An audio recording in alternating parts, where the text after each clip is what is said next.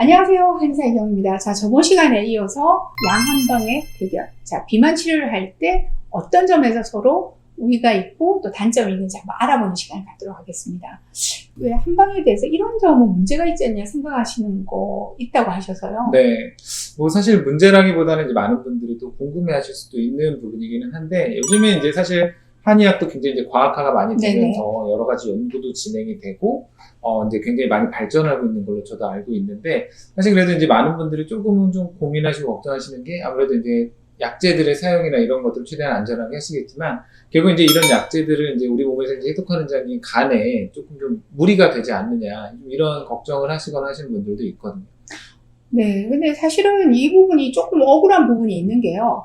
실제 한의사가 처방한 한약이 아닌 경우가 굉장히 많아요.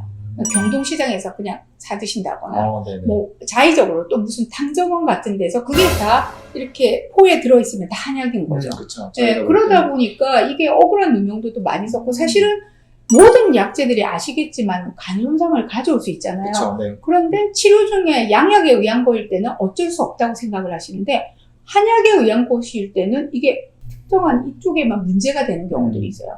그래서 실제 저 같은 경우는 간 수치가 불안정한 경우에 환자분들이 굉장히 많이 오세요. 왜냐하면 아시겠지만 고도비만이면 대부분 지방간을 범하고 있어서 간세포 자체에서 여러 가지 효소들이 깨져서 나타나는 경우들이 꽤 많거든요. 그래서 저 같은 경우는 혈액 검사를 수시로 의뢰하는 경우들이 많아요. 한약으로도 차근차근 내려보내고 또 이제 필요한 경우는 해독 치료를 하다 보면 이 간 기능 같은 경우는 아주 좋아지는 경우들이 많아요. 근데 이런 개념을 저만 갖고 있는 게 아니고 요즘에 한의사 선생님들은 다 그런 부분을 관리하면서 하고 있는데, 하나 부탁드리고 싶은 거는 양방 대표 우리 태균쌤한테 병원에 가서 간 수치가 안 좋은 환자들한테 무조건 뭐라고 멘트를 하시냐면 한약 드시죠 이렇게 해버리시는 경우들이 그럼 정말 다양한 원인이 있을 수 있는데 한약이라고 너무나 무책임하게 말씀해버리시는 일부 의사 선생님들이 계신 걸 이 자리를 빌어서 강력하게 지금 제가 컴플레인을 하는 거예요. 네. 저는 그렇지는 않지만. 그럼요. 사실 뭐 모든 인간관계를 이게 뭐 저희가 다 따질 수는 없는 건데, 예전에 이제 아무래도 좀 아까 말씀하신 그런 경우들, 저도 이제 그것까지는 생각을 못 했던 것 같아요. 그러니까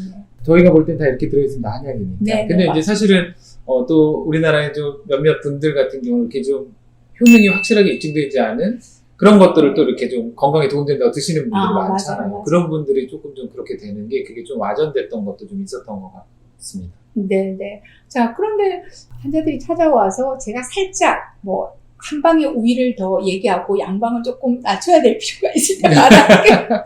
양방 비만 치료 중에 항정신성 약재들이 많이 들어가잖아요. 식욕을 조절하거나. 근데 그거에 대한 환자들의 두려움이 있는데 제가 살짝 편승할 때가 없지 않아 있는 것 같아요. 솔직히 고백하자면. 그런 게 좀 있지 않나요? 네, 실제로 이제 분류를 따지면 이제 항정신성 의약품에 들어있는 약들이 있습니다.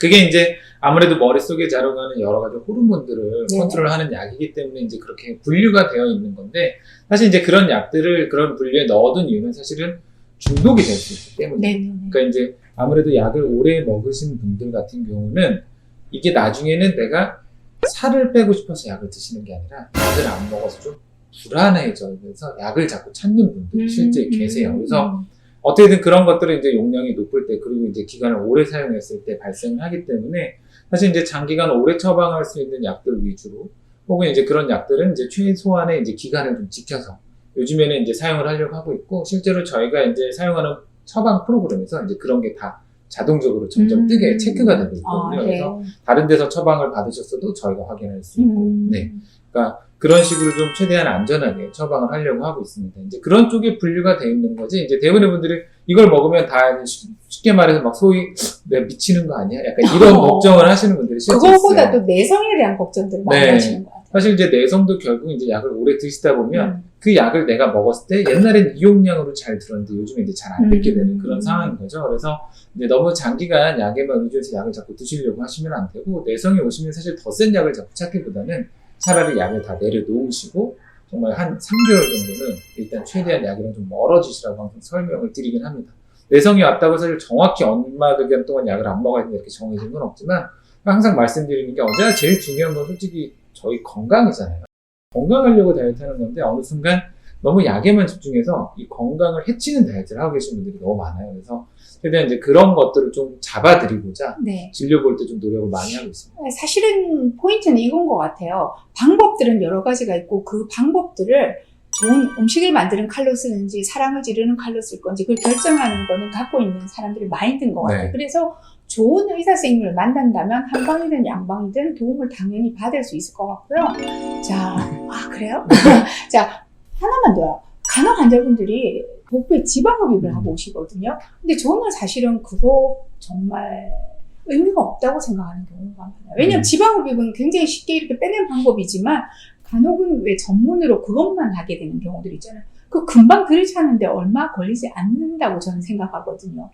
어떻게 생각하세요? 아시겠지만 내장 지방은 혈관이 많이 발달해서 뭐 아까 운동하거나 이제 이러면 좀 빨리 빠지는 경향이 좀 있는데 피하 지방은 사실 잘 빠지지 네네. 않고 아무래도 미용적으로 신경 쓰시는 분들이 좀 빨리 해결할 수 있는 가장 어찌 보면 비만 관련 체형 시술이 사실 끝판왕이긴 합니다. 지방분해 뭐 주사도 있고 내장 미니 지방 흡입도 있고 이제 큰 수술로 하는 지방 흡입도 있는데 사실 이제 어떤 시술을 하든 사실 내가 자꾸 지방이 늘어나는 행동을 하는 걸 바꿔두시고 그걸 하셔야 안 늘어나는데 네네네. 문제는 그게 마치 정말 그냥 정답인 것처럼 네, 주치료가 돼버리고. 그것만 하려고 네. 하는 환자분들이 자꾸 계세요. 좀 이제 환상을 갖고 계신 거죠. 그래서 물론 이제 겉에 있는 지방을 빼내는 데는 가장 좋은 효과를 내지만 내가 만약에 달라지지 않고 난 여전히 야식을 많이 먹고 난 여전히 술을 많이 먹는데 내가 지방흡입을 해서 앞으로 살이 안 찌냐? 사실 그 부분은 아니거든요. 그러니까 아시겠지만 만약에 여기를 지방흡입을 하면 이 부분에 이제 만약에 일종의 유착이나 이런 게 생기면 사실 여기에 가던 지방이 이쪽으로 못 가니까 갑자기 나는 이쪽에 살이 찐다던가 허벅지에 살이 찐다던가 그런 분들이 있는데요.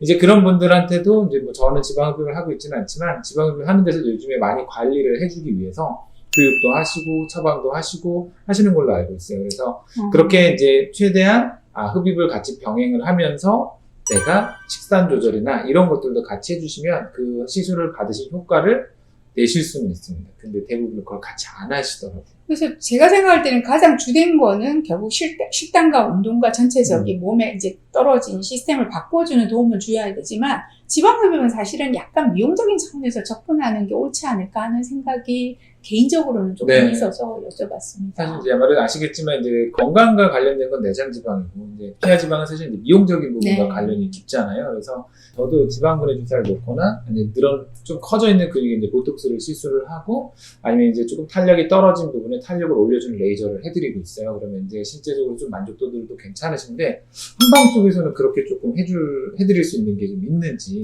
저희가 같은 경우에는 이제 사실은 가장 대표적인 게 지방분해침이고요. 네. 그 다음에 이제 약침이라는 게 있어요. 그 부위별로 물리적으로 지방분해침은 그걸 흔들어 놓고 운동을 시켰을 때 이제 더 잘 빠지게 유도하는 거고요. 약침은 좀 화학적으로 변정을 주고 또 운동을 했었을 때 좀 더 잘 빠지게. 근데 저는 결국은 똑같은 얘기를 해요.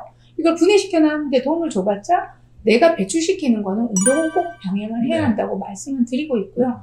그 외에 체형적인 면에서도 저희 쪽에서도 매선이나 여러 가지 다양한 것들이 발전하고 있기는 해요. 오늘 제가 느낀 거는 언젠가 김태균 쌤하고 같이 한 환자를 두고 우리가 언젠가 우리나라에서 양방 한방 의사가 같이 진료를 정말 아름답게 잘할 수 있으면 그 혜택은 여러분들이 다 가져갈 수 있지 않을까. 사실 저희 사적인 자리에서도 그렇게 비슷하게 이야기했었잖아요. 네. 나중에 되면 저희가 이렇게 다 같이 뭔가 진료를 하고 나면 조금 되게 좀 좋지 않을까. 저도 이제 그런 생각을 막연히 좀 해봤었거든요. 자, 오늘도 여러분들한테 좀 도움이 되셨는지 모르겠지만 자, 이런 양한방의 어떤 부족한 부분들을 서로 잘 메꾸어서 아름답게 잘 치료할 수 있는 그런 날이 빨리 왔으면 좋겠습니다. 자, 감사하고요. 자, 다음 시간에 뵙겠습니다.